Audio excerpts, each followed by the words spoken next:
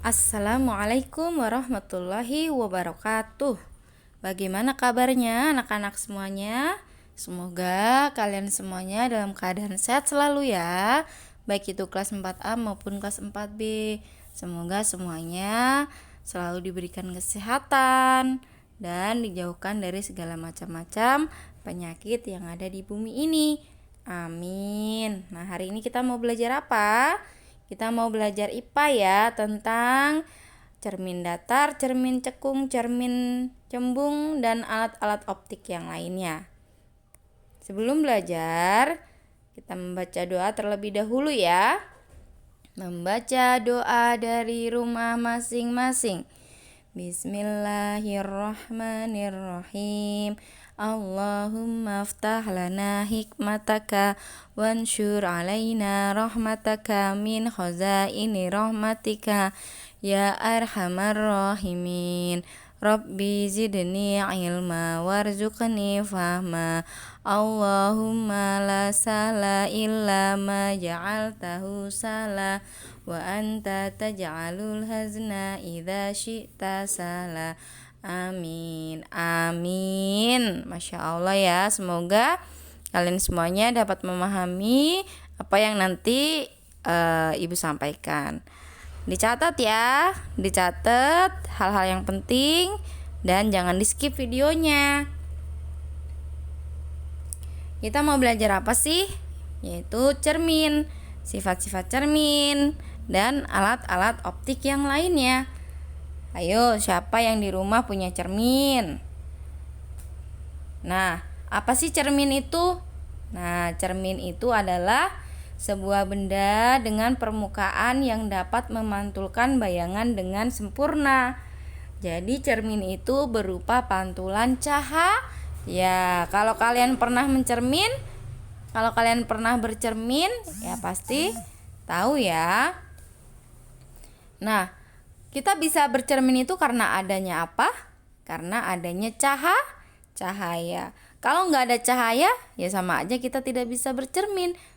Jangankan bercermin, bahkan melihat pun kita tidak bisa, nak, karena tidak ada cahaya.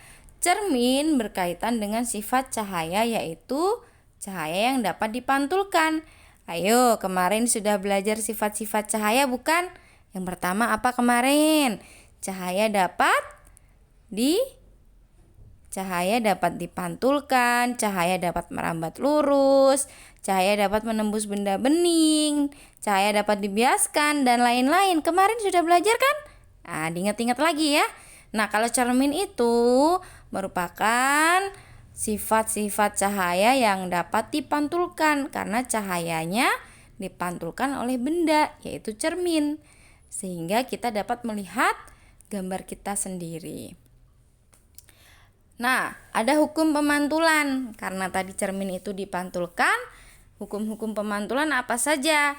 Yang pertama adalah sudut datang sama dengan sudut pantul. Ya. Cahaya datang sama dengan cahaya yang dipantulkan gitu. Yang kedua, sinar datang garis normal dan sinar pantul terletak pada sebuah bidang datar. Jadi sinar datang sama dengan sinar pantul ya. Kemudian, bagaimana sih kita dapat melihat diri kita sendiri atau benda sekitar di dalam cermin? Gimana ya caranya ya? Caranya adalah proses melihat. Tentunya harus ada apa? Yang pertama tadi cahaya. Entah itu dari matahari, entah itu dari lampu. Yang penting ada cahaya sehingga kita dapat melihat. Cahaya itu mengenai benda. Kemudian benda itu memantulkan cahaya ke mata kita sehingga mata kita dapat melihat benda deh. Gitu teman-teman. Jadi proses kita melihat itu karena ada cahaya yang mengenai benda. Kemudian cahaya yang mengenai benda itu dipantulkan sehingga benda itu memantulkan cahaya ke mata kita. Makanya mata kita dapat melihat. Walaupun kita punya mata, tapi kalau tidak ada cahaya, ya kita tidak dapat melihat gitu ya. Kemudian lanjut, Macam-macam cermin. Nah, macam-macam cermin itu ada cermin datar, cermin cekung, cermin cembung gitu. Kalau cermin datar itu ya pada cermin rias atau cermin yang digunakan kalian sehari-hari untuk melihat penampilan kalian. Sudah rapi kah? Atau masih ada yang berantakan rambutnya? Yang bagi yang laki-laki, kalau bagi yang perempuan, sudah rapikah jilbabnya? Gitu ya. Kemudian cermin cekung dan cermin cembung. Gitu. Nah, kita lihat ya. Apa sih cermin datar itu? Nah, cermin datar adalah cermin yang bagian pemantulannya datar. Contoh cermin rias atau cermin yang ada di rumah kalian buat ngaca. Nah, sifatnya apa? Sifatnya adalah bayangan yang dibentuk itu sama dengan bendanya. Jadi kalau kalian ngaca, ya akan membentuk kalian juga gitu. Kalau cermin cekung gimana ya? Cermin yang bagian pemantulannya berupa cekungan. Contoh bagian dalam lampu senter. Atau kalian punya sendok besi tuh. Kalian lihat tuh yang bagian depan. Nah, itu merupakan cermin cekung. Kalau yang belakang itu cembung. Nah, sifatnya adalah berkat cahaya yang dipantulkan memusat pada satu titik. Nah, kalau di sini contohnya adalah bagian dalam lampu senter. Bayangan yang dibentuk terbalik. Tapi ada syaratnya. Kalau terbalik itu jika kalian bercerminnya itu dekat atau bendanya lebih dekat dengan cerminnya, maka kebalik. Bayangan yang dibentuk terbalik jika bendanya jauh. Jadi kalau kalian jauh dari cermin, maka posisinya kalian itu akan terbalik. Jadi kepalanya di bawah. Kepalanya di bawah gitu. Terus kalau bayangan yang dibentuk terbalik kan jika jauh ya. Kalau yang dekat itu tegak. Ya, kalau kepalanya di atas ya di atas gitu. Nah, sekarang cermin cembung, cermin yang pemantulannya berupa cembungan. Contoh spion mobil atau motor. Sifatnya adalah berkas cahaya yang dipantulkan menyebar. Bayangan yang dibentuk adalah tegak. Kalau cermin cembung, nah itu digunakan pada spion. Kenapa? Karena kita bisa melihat benda yang ada di belakang kita, walaupun jaraknya jauh akan kelihatan. Makanya digunakan untuk spion, untuk melihat kendaraan yang ada di belakang kita atau benda-benda yang ada di belakang. Itu dimanfaatkan oleh motor atau mobil pakai spionnya cembung gitu ya. Kemudian sekarang kita mau belajar apa itu alat optik. Alat optik itu apa sih? Yaitu alat yang membantu penglihatan manusia. Alat optik berkaitan dengan sifat cahaya, yaitu dapat dibiaskan. Masih ingat tidak kemarin Bu Yun menjelaskan sifat cahaya yaitu dapat dibiaskan. Nah, selain pada pensil ketika dimasukkan ke dalam air kemudian terlihat bengkok, ada juga ketika kita melihat air kolam renang itu terlihat dangkal padahal sesungguhnya itu dalam, ya kan? Nah, itu juga ada alat-alat optik yang memanfaatkannya untuk membantu penglihatan manusia. Alat optik berkaitan dengan sifat cahaya yang dapat dibiaskan ya.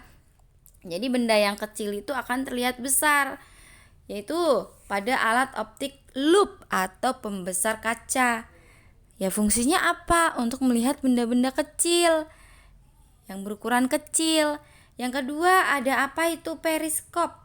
Periskop melihat benda di atas permukaan air laut dari kapal selam. Nah, kalau loop tadi itu biasanya dipakai sama tukang jam. Karena kan komponen-komponen jam tangan atau jam dinding itu kan kecil-kecil. Nah, makanya tukang jam biasanya menggunakan loop itu untuk membantu proses memperbaiki jam itu. Sekarang mikroskop. Nah, kalau mikroskop ini adanya di lab, Nak. Yaitu fungsinya untuk melihat bakteri atau virus. Ya. Nah, kemudian bakteri atau virus itu kan kecil, kita tidak bisa melihat dengan mata telanjang.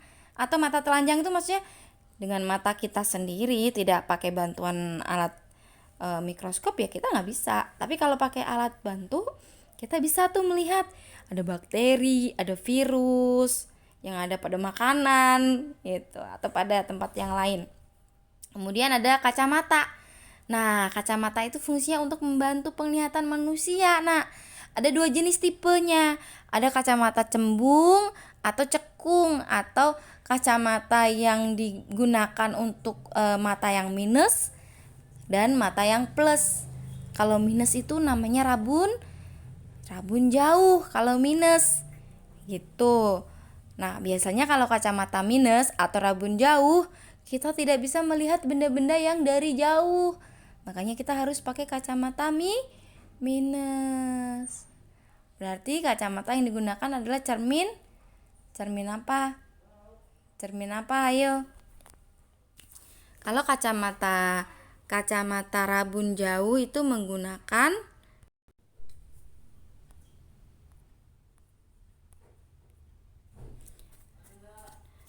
maaf ya kepencet ya. Tadi menggunakan apa?